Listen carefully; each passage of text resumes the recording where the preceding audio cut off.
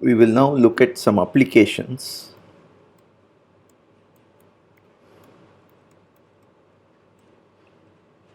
to calculus of variations.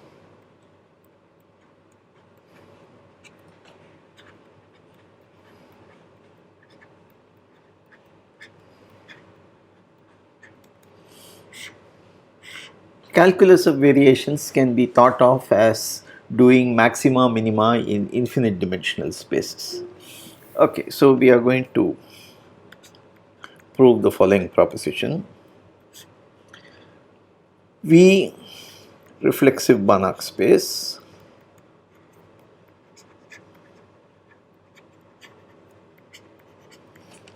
and K contained in V a non-empty closed convex subset. Let phi from K to R, I am working with V as a real Banach space, okay, and be a convex and lower semi-continuous functional. Assume that limit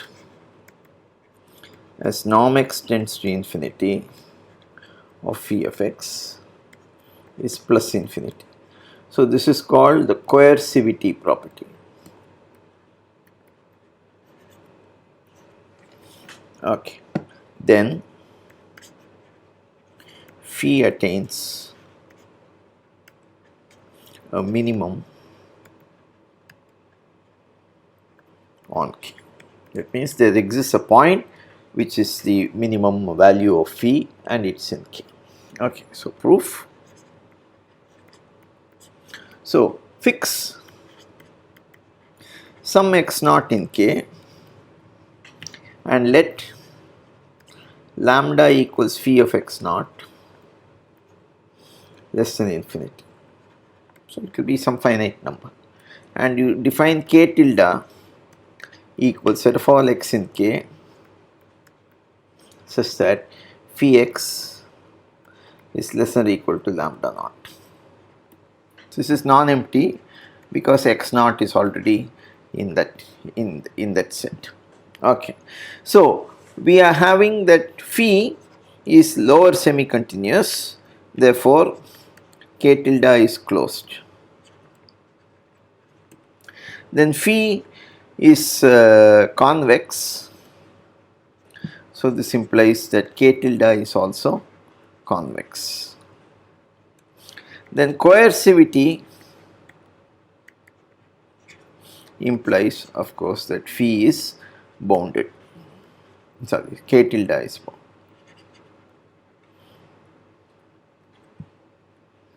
Because if you have an unbounded sequence inside K tilde, then the norm of phi of x should go to plus infinity, whereas you know phi of x is less than or equal to lambda naught. Okay, so you have all these properties. So let xn be a minimizing sequence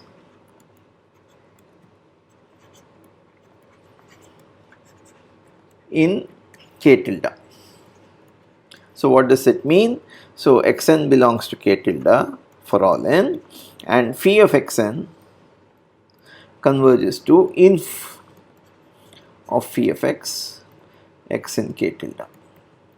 So that is, such a sequence exists always because you are taking the infimum. You can always find a sequence which goes to the infimum, and such a sequence is called a minimizing sequence. So K tilde bounded implies xn is bounded. Now V is reflexive, and therefore you have we have shown that any bounded sequence has a weakly convergent subsequence. So x and k which converges to x. So there exists a weakly convergent subsequence. Okay, so now because K is closed, K tilde sorry is closed and convex, this implies weakly closed, and therefore this implies that X belongs to K tilde. So inf of phi y, y in K tilde is less than or equal to phi of X, because X is in K tilde, and phi is lower semi-continuous, and also phi is convex and lower semi-continuous implies weakly lower semi-continuous. We have seen this also, and therefore since Xn converges to X weakly, one of the characterizations, one of the properties of a lower semi-continuous function is this is less than or equal to lim inf n tending to k tending to infinity phi of X and K. And of course but we know phi of X and K converges to the minimum, so this is limit, in fact it is equal to the limit, so this is equal to inf y in K tilde phi of y. So all of them are equal, so we have phi x equals inf phi of y, y in K tilde, and if y belongs to K minus K tilde, then we have phi y, and this is of course less than or equal to lambda naught, because all of the K tilde is set of all x which is such that phi y is bigger than lambda naught, and therefore we have that phi x is in fact equal to the inf of phi y, but y belonging to K, all the entire set. Okay, so that proves the theorem. So existence of a minimum is there. Okay, so so what does this theorem say? A coercive lower semi-continuous convex functional defined on a non-empty closed convex set of a reflexive Banach space always attains its minimum. Okay, so the remark, if K is itself bounded, we can avoid the hypothesis, avoid the coercivity hypothesis. So we now prove a theorem which is a direct consequence of this, and it's a fairly important theorem. So let V be a reflexive Banach space and K a closed, K contained in V, non-empty closed convex subset. Then for every x in V, there exists a y in K such that norm of x minus y equals the minimum of norm of x minus z, z in K. And if V is uniformly convex, then such a y is unique.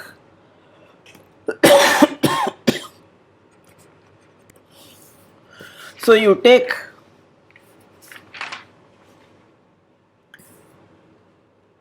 the function phi of z equals norm of x minus z. So this is clearly coercive, it is convex and weakly lower semi-continuous. It is lower semi-continuous, it is continuous and then it is convex, so it is weakly lower semi-continuous. We have already seen this property of the norm. Okay, and therefore existence of y follows immediately from the previous proposition. So in the previous proposition we said phi is lower semi-continuous and convex, and therefore it was weakly lower semi-continuous.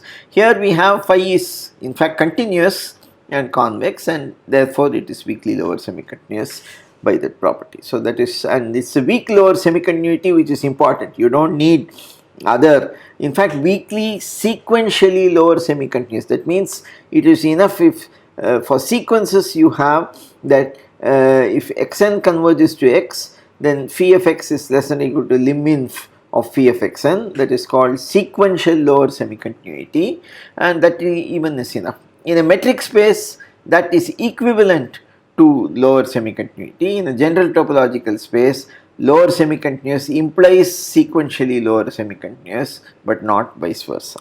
Okay. So anyway, we have this immediately. So assume two solutions, y1 and y2 in K. That means you have alpha equals norm of x minus y1 equals norm of x minus y2 equals inf y in K norm of x minus y. Okay. So then assume y1 not equal to y2. So let norm of y1 minus y2 be greater than epsilon, which is strictly positive.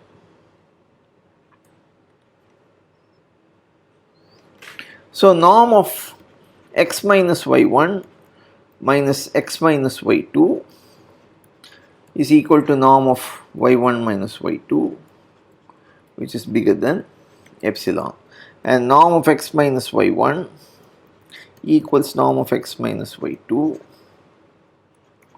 equal to alpha. Then by uniform convexity,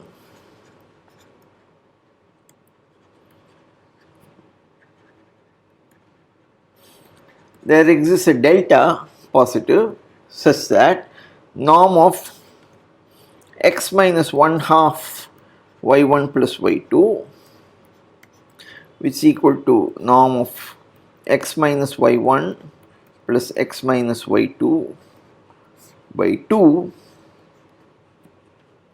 is strictly less than alpha times 1 minus delta. In the definition of uniform convexity, we did it with alpha equal to 1. Now if you have any other alpha, it is obvious that you should scale it out. So and this of course is strictly less than alpha. Now K is convex. So this implies that y1 plus y2 by 2 is also in K, and you have norm of x minus half y1 plus y2 is strictly less than alpha, which is the inf of overall y in K norm of x minus y, and that is a contradiction because you contradict the minimality of the K. Therefore you have only, so the assumption y1 not equal to y2 is wrong, and therefore this proves the uniqueness. Later when we do Hilbert spaces, this will be the cornerstone of the Hilbert space theory, and we will see, we will apply this there. So let us now look at an example. So in general, no uniqueness. So this y such that norm of x minus y equals inf norm of x minus z, z in K, y is called proximinal point.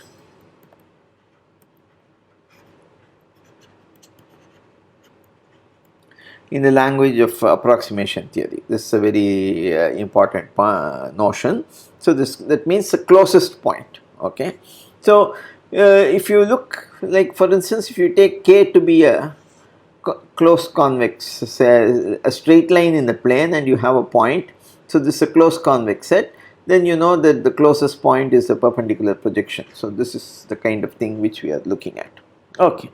So now let us take V equals L to 1.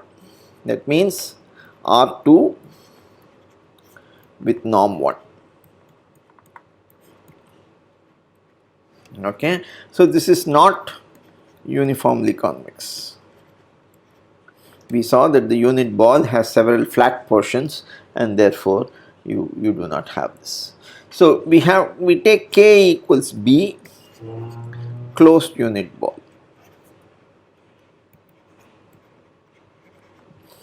So we have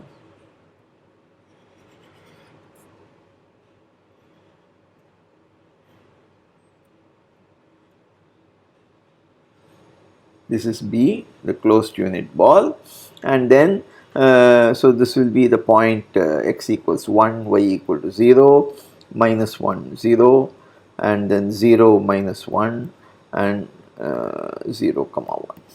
Okay, so this will be the closed unit ball. And now we are going to take the point